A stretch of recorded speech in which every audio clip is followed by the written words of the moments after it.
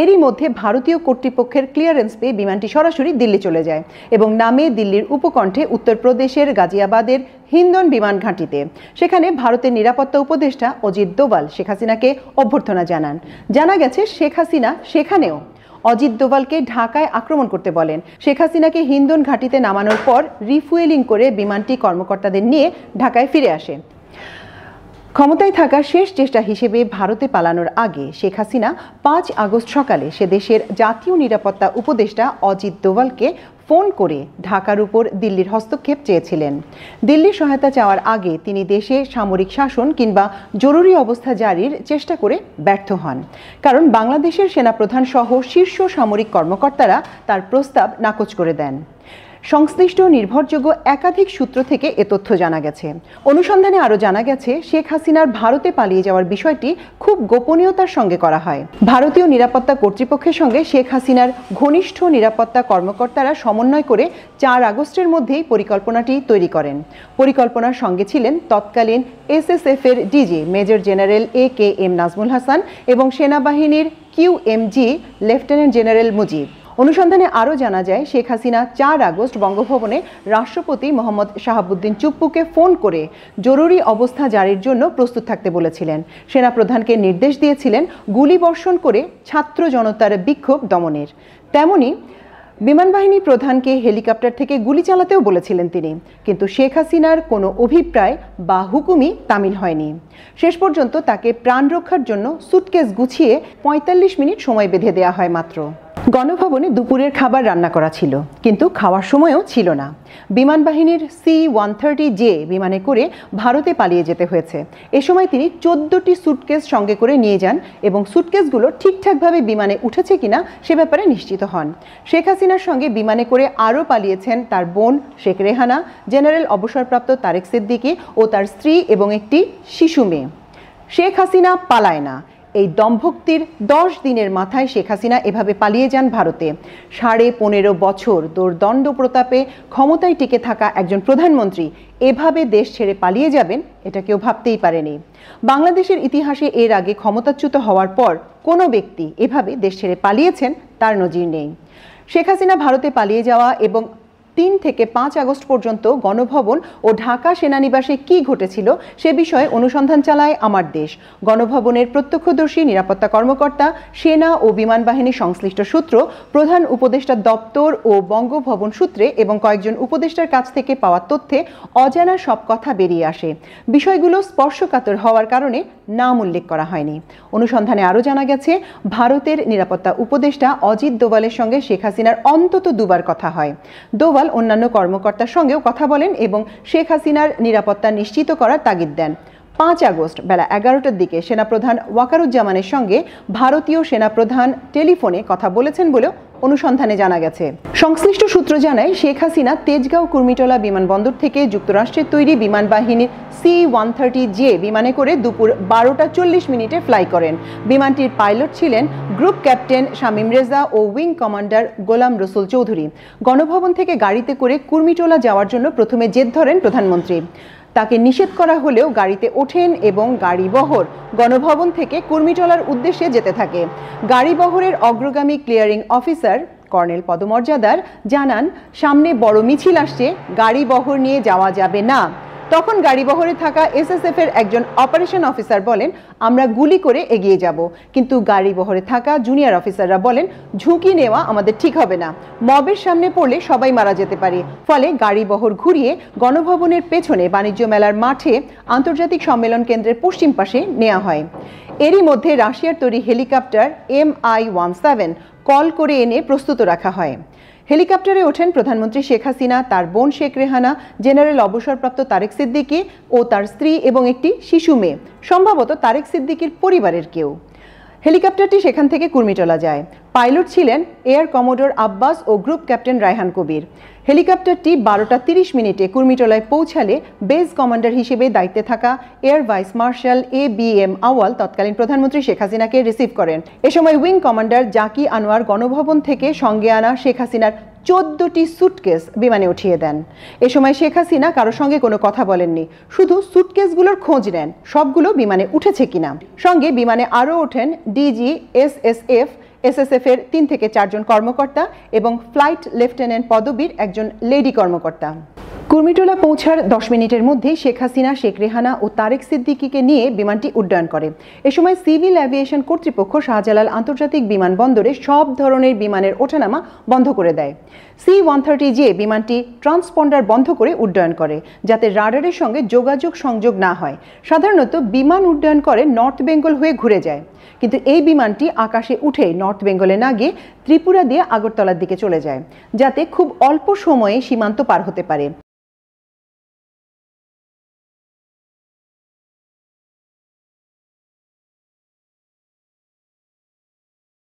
কিন্তু তার আসা যাওয়ার কথা গোপন রাখা হতো। নির্ভরযোগ্য সূত্রগুলো থেকে আমার দেশ নিশ্চিত হয়েছে যে শেখ হাসিনার সঙ্গে ঘনিষ্ঠ তৎকালীন এসএসএফ এর DG major general AKM Nazmul Hasan এবং সেনাবাহিনীর QM জেনারেল মুজিব হাসিনার পালানোর পরিকল্পনা করেন। জেনারেল অবসরপ্রাপ্ত তারেক সিদ্দিকী এ ব্যাপারে ভারতের নিরাপত্তা উপদেষ্টা অজিত দোভালের প্রয়োজনীয় গাইডলাইন নেন। শেখ হাসিনা বাংলাদেশের কোনো বিমানে করে যেতে চাচ্ছিলেন না, তিনি ভারত থেকে বিমান এনে যেতে চেয়েছিলেন, কিন্তু সে দেশের কর্তৃপক্ষ থেকে জানানো হয় ভারত বিমান পাঠাতে পারবে না। এটা করা হলে আন্তর্জাতিক ক্রাইসিস সৃষ্টি হবে। এরপর সিদ্ধান্ত হয় বিমান বাহিনীর বিমানে করেই শেখ হাসিনা পালাবেন। আরও সিদ্ধান্ত হয় সার্বিক নিরাপত্তার স্বার্থে ঢাকা হজরত শাহজালাল আন্তর্জাতিক বিমানবন্দরে কিছু সময়ের জন্য অন্যান্য বিমানের ওঠানামা বন্ধ রাখা হবে, রাডারে যাতে বিমানটি ধরা না পড়ে সেজন্য এর ট্রান্সপন্ডার অফ করে রাখা হবে। এছাড়া বিমানটি ফ্লাই করার আগে যাতে খবরটি লিক হয়ে না যায় এবং শেখ হাসিনার গতিবিধি যাতে সামাজিক যোগাযোগ মাধ্যমে ছড়িয়ে না পড়ে সেজন্য আগে থেকেই ইন্টারনেটও বন্ধ রাখা হয়। ওই দিন সকাল 9:30 থেকে ইন্টারনেট বন্ধ রাখা হয়। শেখ হাসিনা পদত্যাগ করে কুমিল্লা ক্যান্টনমেন্টে কিংবা গোপালগঞ্জে যাচ্ছেন বলেও দুটি খবর ছড়িয়ে দেওয়া হয়, ভারতে পালিয়ে যাচ্ছেন। এই আসল খবরটি যাতে জানাজানি না হয় সেজন্য এভাবেই প্রতারণা করে দৃষ্টি অন্যদিকে নেয়ার চিন্তা করা হয়। গণভবনে 4 আগস্টের রাত্রি ছিল খুবই উত্তেজনাপূর্ণ ও ভয়ঙ্কর। এই রাতে নিরাপত্তা বাহিনীর শীর্ষ কর্মকর্তাদের সঙ্গে প্রধানমন্ত্রী শেখ হাসিনা কয়েক দফা বৈঠক করেন। তিনি বৈঠক করেন মন্ত্রী, দলের শীর্ষ নেতা ও বিভিন্ন পর্যায়ের ব্যক্তির সঙ্গে। বৈঠকের রাগারাগি ও উত্তপ্ত বাক্য বিনিময় হয়।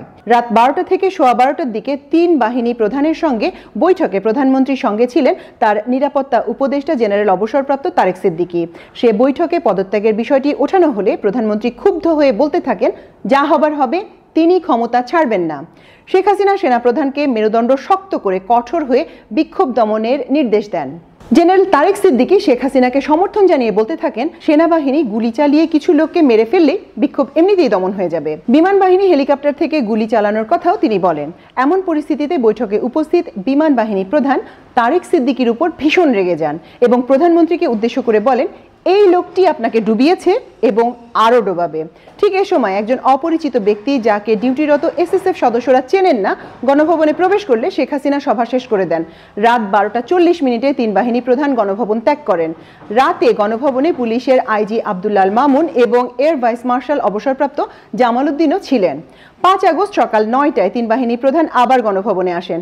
এ সময় পুলিশের আইজি এবং মন্ত্রী পরিষদ সচিব মাহবুবুর রহমানও গণভবনে ছিলেন। বৈঠকে প্রধানমন্ত্রী পুলিশের আইজি আব্দুল্লাহ আল মামুনকে দেখিয়ে বলেন, ওরা ভালো কাজ করছে, সেনাবাহিনী পারবে না কেন? এ সময় পুলিশের আইজি বলেন, পরিস্থিতি যে পর্যায়ে গেছে তাতে পুলিশের পক্ষেও আর বেশি সময় এমন কঠোর অবস্থান ধরে রাখা সম্ভব হবে না, কারণ আমাদের আর কিছু করার সামর্থ্য নেই, অস্ত্র গোলা বারুদ আর অবশিষ্ট নেই, ফোর্সও টায়ার্ড হয়ে পড়েছে।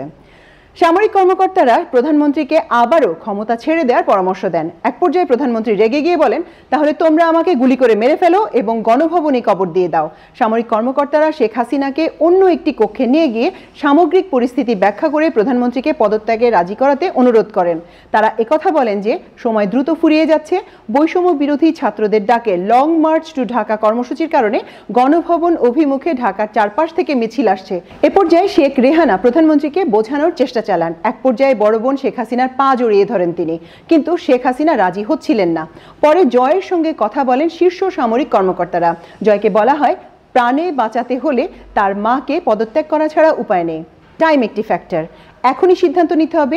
জয় পরিস্থিতি জানার পর মায়ের সঙ্গে কথা বলেন। অবশেষে জয়ের কথায় ক্ষমতা ছেড়ে চলে যাওয়ার সিদ্ধান্ত নেন শেখ হাসিনা। তিনি টেলিভিশনে প্রচারের জন্য একটি ভাষণ রেকর্ড করার ইচ্ছা প্রকাশ করলে সামরিক কর্মকর্তারা অপারগতা প্রকাশ করেন। এ সময় তারা প্রধানমন্ত্রীকে ব্যাগ গোছাতে ৪৫ মিনিট সময় বেঁধে দেন, কারণ গণভবন অভিমুখে লাখ লাখ ছাত্র জনতা যে মিছিল আসছে সে সময়ের মধ্যে পৌঁছে যাবে। ছাত্র জনতার এই স্রোত ছিল ৩৬ দিনের অভাবনীয় আন্দোলনের চূড়ান্ত রূপ। ২৪-এর বিপ্লব, ছাত্র গণ অভ্যুত্থান। সেনাবাহিনী ছাত্র জনতার উপর গুলিবর্ষণ করবে না। ৩ আগস্ট সেনাপ্রধান একথা জানিয়ে দেওয়ার পরই মূলত শেখ হাসিনার রাজত্বের বিদায়ী ঘণ্টা বেজে যায়। ছাত্রদের আন্দোলন নিয়ন্ত্রণে আনতে দেশব্যাপী সেনা মোতায়েন ছিল। আন্দোলন পরিস্থিতি মূল্যায়ন ও ফিডব্যাক নিতে ওই দিন সেনা সদরে বিভিন্ন স্তরের সামরিক কর্মকর্তার সঙ্গে সেনাপ্রধান জেনারেল ওয়াকারুজ্জামান মত বিনিময় করেন। দেশের অন্যান্য ফরমেশনের কর্মকর্তারাও ভার্চুয়ালি ওই সভায় যোগ দেন। শুরুতে আধা ঘন্টার একটা উদ্বোধনী বক্তৃতা করেন সেনাপ্রধান। তিনি সরকারের নির্দেশনায় সিভিল প্রশাসনের সহায়তায় কেন সেনাবাহিনী নিয়োগ করা হয়েছে তা ব্যাখ্যা করেন। সভায় তিনি একথাও বলেন, আমাদের দেশে ১৯৭০ সালের পর এমন গণবিক্ষোভ আর কখনো হয়নি, তাই আমাদের এই পরিস্থিতি ধৈর্যের সঙ্গে মোকাবেলা করতে হবে। সেনাপ্রধানের বক্তব্যের পর উপস্থিত কর্মকর্তাদের বক্তব্য আহ্বান করা হয়। বক্তব্যের জন্য ব্রিগেডিয়ার জেনারেল এবং এর চেয়ে ঊর্ধ্বতন কয়েকজন কর্মকর্তা হাত তুললেও সেনাপ্রধান তরুণ কর্মকর্তাদের কথা শুনতে চান। সভায় সেদিন ৬ থেকে ৭ জন সেনা কর্মকর্তা নিজেদের বাস্তব অভিজ্ঞতা শোনান। রাজশাহীর একজন নারী সেনা কর্মকর্তা বাংলায় আবেগপূর্ণ ভাষণে বলেন, দেশের সব মাকে মৃত্যু স্পর্শ করেছে এবং সব মা কাঁদছেন। তিনি মীর মুগ্ধর প্রতিবেশী ছিলেন, যে মুগ্ধ ঢাকার উত্তরায় ছাত্রদের মিছিলে পানি বিতরণ করতে গিয়ে প্রাণ বিসর্জন দেন। নারী কর্মকর্তা মেজর হাজেরা জাহান এ ঘটনায় শিশুদের প্রাণহানি ও এর ন্যায্য বিচার হওয়ার উপর গুরুত্ব দেন। তিনি সেনাবাহিনীর উপর অসন্তোষ বাড়তে থাকা নিয়েও উদ্বেগের কথা জানান। সেনাপ্রধান তার মনোভাবের সঙ্গে একমত হন। ঢাকার মোহাম্মদপুরে একটি গুলির ঘটনা সামাজিক যোগাযোগ মাধ্যমে ভাইরাল হয়েছিল। ওই ঘটনার সঙ্গে সংশ্লিষ্ট একজন ক্যাপ্টেন বর্ণনা করেন সেদিন কিভাবে কর্তব্যরত সেনা সদস্যদের জনতা ঘিরে ধরেছিল এবং তিনি পরিবার ও বন্ধুদের কাছ থেকে সমালোচিত হয়েছিলেন। তেমনি সেনাবাহিনীর উপর জনগণের সমর্থন কমে যাওয়ার কথা তুলে ধরে সেনা সদস্যদের ব্যারাকে ফিরিয়ে নেওয়ার পরামর্শ দেন ৫ air defence regiment commanding officer lieutenant colonel Mahbub. এ ধরনের বেশ কিছু বক্তব্য সভায় আসে। সেনাপ্রধান কর্মকর্তাদের বক্তব্য শোনার পর সিদ্ধান্ত দেন, যে কোনো উস্কানিতেও সেনাবাহিনী ছাত্র জনতার উপর গুলিবর্ষণ করবে না, ছাত্রদের মিছিলকে প্রতিহত কিংবা বাধা দেবে না। মিছিল চলাকালে সেনা সদস্যরা বরং সরে গিয়ে তাদের জায়গা করে দেবে। সেনাপ্রধান সভার এই সিদ্ধান্ত প্রধানমন্ত্রীর সঙ্গে দেখা করে জানিয়ে দেন।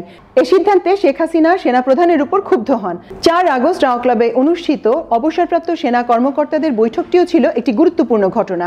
ওই বৈঠকে সাবেক সেনাপ্রধান লেফটেন্যান্ট জেনারেল নুরুদ্দিন সহ কয়েকজন সাবেক সেনাপ্রধান উপস্থিত ছিলেন। তারা বৈষম্য বিরোধী ছাত্রদের আন্দোলনের প্রতি সংহতি প্রকাশ করে সেদিন মিছিলও করেছিলেন। ৪ আগস্ট দুপুরে গণভবনে শেখ হাসিনার সঙ্গে সাক্ষাৎ করেন স্পিকার শিরীন শারমিন চৌধুরী। তিনি আওয়ামী লীগের গুরুত্বপূর্ণ কয়েকজন নেতার বার্তা শেখ হাসিনাকে পৌঁছে দেন। তাকে অনুরোধ করেন জাতির উদ্দেশ্যে ভাষণ দিয়ে পদত্যাগ করার। সরকারের একজন গুরুত্বপূর্ণ উপদেষ্টাকে শিরীন শারমিন চৌধুরী একথা জানান। তিনি এও জানান তার পরামর্শ ও প্রবীণ নেতাদের বার্তায় শেখ হাসিনা পদত্যাগে রাজি হয়েছিলেন। কিন্তু গণভবনে তখন উপস্থিত আওয়ামী লীগের সাধারণ সম্পাদক ও তথ্য প্রতিমন্ত্রী আরাফাত এর তীব্র বিরোধিতা করেন। রাতে গ্যাং অফ 4 নামে পরিচিত ওবায়দুল কাদের, আনিসুল হক, সালমান এফ রহমান ও আসাদুজ্জামান খান কামাল শেখ হাসিনাকে কঠোর অবস্থানে নিয়ে যান। তারা হাসিনাকে বলেন, এখন কোনোভাবেই নরম হওয়া যাবে না, নতি স্বীকার করা যাবে না। প্রধানমন্ত্রীর প্রেস উইং থেকে ৪ আগস্ট বাংলাদেশ টেলিভিশনের ডিজিকে ফোন করে জানানো হয় শেখ হাসিনা ৫ আগস্ট দুপুর ১২টায় জাতির উদ্দেশ্যে ভাষণ দেবেন। ৪ আগস্ট রাতে ভাষণ রেকর্ড করার জন্য গণভবনে বিটিভির ওভি ভ্যান টিম পাঠানো হয়। ৫ আগস্ট সকালে বিটিভির স্ক্রলেও প্রধানমন্ত্রীর ভাষণ প্রচারের কথা দেখানো হয়। কিন্তু ৫ আগস্ট বেলা ১১টায় আইএসপিআর থেকে বিটিভির মহাপরিচালককে জানানো হয় সেনা প্রধান জেনারেল ওয়াকারুজ্জামান বেলা ২টায় জাতির উদ্দেশ্যে ভাষণ দেবেন। আইএসপিআর থেকে অভিভ্যান চাওয়া হলে বিটিভি থেকে বলা হয় অভিভ্যান গণভবনে রয়েছে, সেখান থেকে নেওয়া সহজ হবে। সেনা প্রধানের সেই ভাষণ প্রচার করা হয়েছিল বিকেল ৪টায়। বঙ্গভবন সূত্রে জানা গেছে ৪ আগস্ট শেখ হাসিনা রাষ্ট্রপতি মোহাম্মদ শাহাবুদ্দিন চুপ্পুকে ফোন করে জানান দেশব্যাপী জরুরি অবস্থা জারি হতে পারে, তিনি যেন তৈরি থাকেন। ৫ আগস্ট প্রধানমন্ত্রীর মিলিটারি সেক্রেটারি রাষ্ট্রপতির মিলিটারি সেক্রেটারিকে ফোন করে জানান প্রধানমন্ত্রী যে কোনো সময় বঙ্গভবনে আসতে পারে। প্রিয়